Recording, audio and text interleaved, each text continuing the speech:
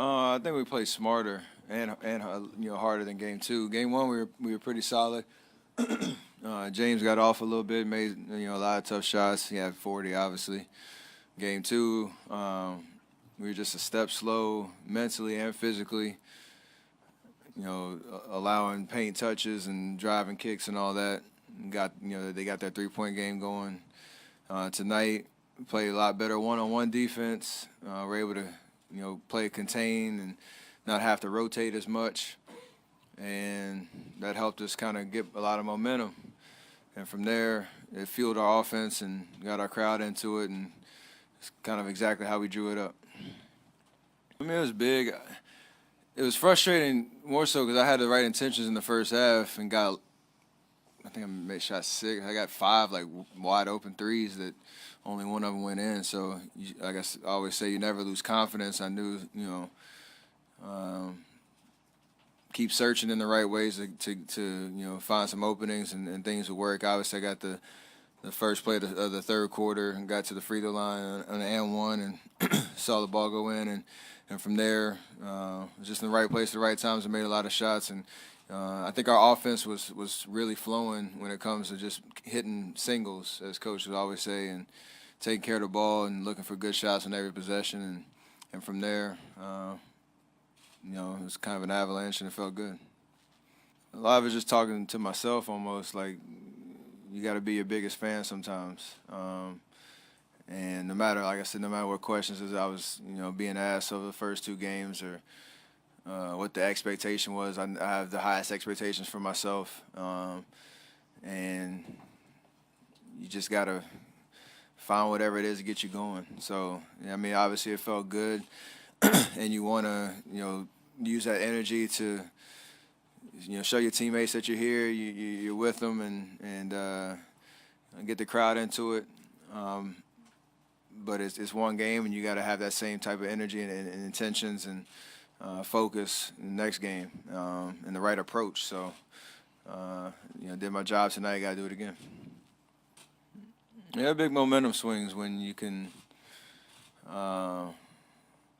There's obviously that anticipation. You come in transition or you find an open look. There's a collective hush in the crowd, especially in this building, and it's a cool moment. So. I was searching for it in the first half. Like I said, I had plenty of opportunities, just couldn't knock it down. And third quarter, it opened up. So, I've been doing it for a while and won't let, 2 tough games shooting keep me, frustrated and just keep shooting and let it kind of take care of itself in that sense. When you think about the way that they play defense, they do a lot of switching. They try to press up on the 3-point line. And take away any daylight, and when you have that much space, it's a little easier to get into the paint, finish at the rim or try to probe and kick out to the weak side. That's how I got my first 3 in the first half, was kind of probing, bringing 2 to the ball, giving it up, and then relocating out. So you can't press. I think that's the biggest thing I did in game 2 is 3's not there. That's fine. There's plenty of other things that I can do on the court to help get the offense going. Obviously, I like to shoot 3s, and I'm gonna keep shooting them.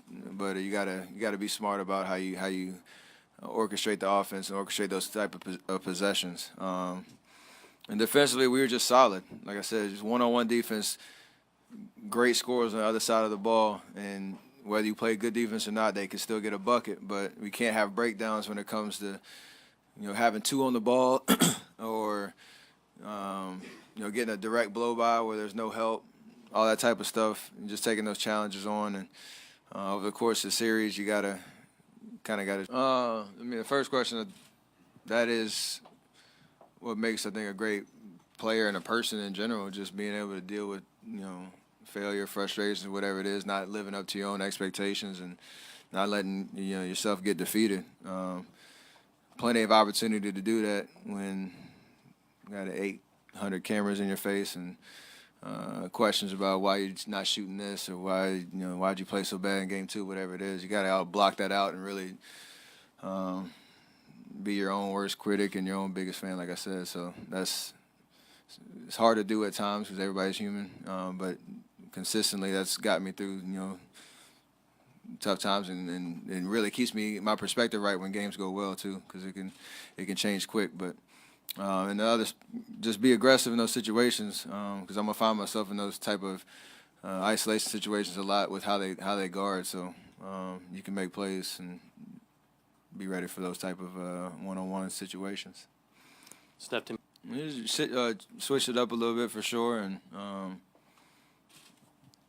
the biggest thing is just staying locked in when you're on the bench for however long it is. Just stay aware of what's going on.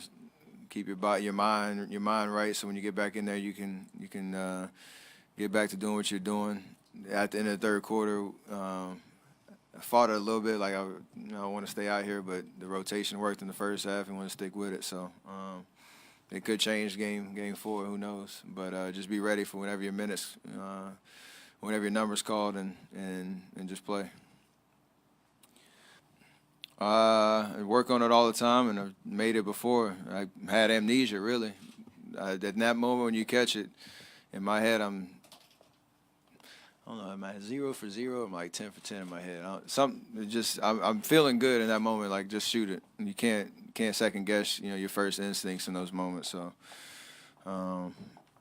it's obviously good to see it go down, and I think we got a little boost from that possession, and we're able to turn that into a big win tonight. Great, thank you. We will have practice time a little bit later.